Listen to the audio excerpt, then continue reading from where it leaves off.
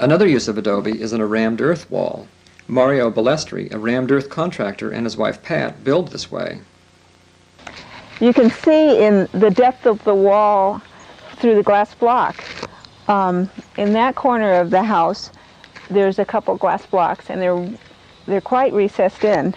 The wall is, the earth wall is 18 inches, and then we use 1.5 inches of foam insulation on the outside, and then the stucco. So you end up with 21 inches. What is rammed earth anyway? Okay, rammed earth is an age-old technique that's been around for a really long time. Great Wall of China was built out of rammed earth, Roman Empire. You basically take this earth right here, put it into a form, and then compact it with a pneumatic tamper. Back then of course, they hand tamped it. Here we use pneumatic tampers to tamp it.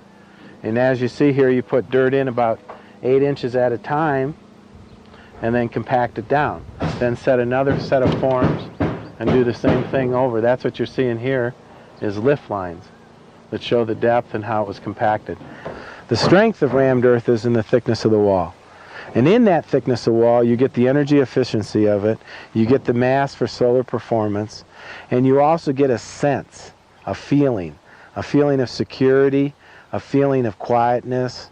You need to use a soil that contains anywhere from 15 to 25% clay.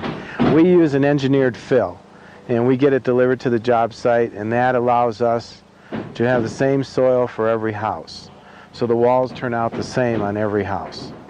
But you could use native soils, but they have to fit within that parameter as far as clay and sand and gravel combination. Then we add about 3% Portland cement to it, and that's basically to semi-stabilize it during construction. And it's basically a damp mixture then, and the age-old test is you take and make a fist with it, it holds its shape, and then if you were to drop it to the ground, it splatters, it doesn't clump. After soil is too wet, then when you're tamping it, it becomes a bit spongy, and then if it's too dry, it doesn't compact as well. When the soil is too wet and it becomes spongy, we just throw Portland cement onto it, and the Portland absorbs the moisture out of the soil, and then we continue to tamp it. We're trying to insulate the wall from the outside environment. Then in tune, it soaks up the interior environment, and actually heat migrates to cold, so if the room's hot, the wall will accept it. If the room's cold, the wall will give the heat back to the room. And it actually creates an average temperature within a house. We would expect in our locale to never see a house get below 60 degrees, and probably not any higher than about 92 with no auxiliary systems in place. Basically 92 when it's about 110 outside. And then it just can't do anymore because there's so much mass. Now on the inside, people have taken and just sandblasted a wall and sealed it and left it natural.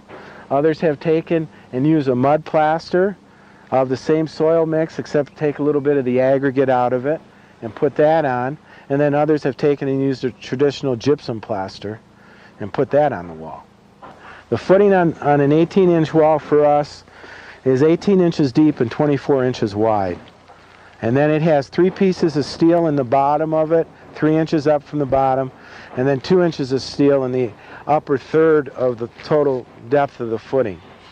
We did a house one time where we did the rubble trench. We dug it, and I think we went 2 feet down and 2 feet wide, put in rubble, compacted that, and then poured an 8-inch grade beam on top of that, which was out of concrete, and then built the wall off of that. Rammed earth is put together with a forming system, right? So if you can, we basically tell people if we can form it, then we can build it. So in this house, we have a lot of 4-foot radiuses, a lot of outside corner radiuses, inside corners. When we try to sell rammed earth to a potential client, the way we normally do it is take them into a house and let them get this feeling. And it's a typical situation. Well, this place feels good. You know, it makes me feel calm. It makes things quieter for me. We're looking at about a 2,400 square foot rammed earth house. This is typically called a Pueblo style architecture. So are the people who live in this house pretty happy with it? We see them on a regular basis, and they'd say they wouldn't do it any other way.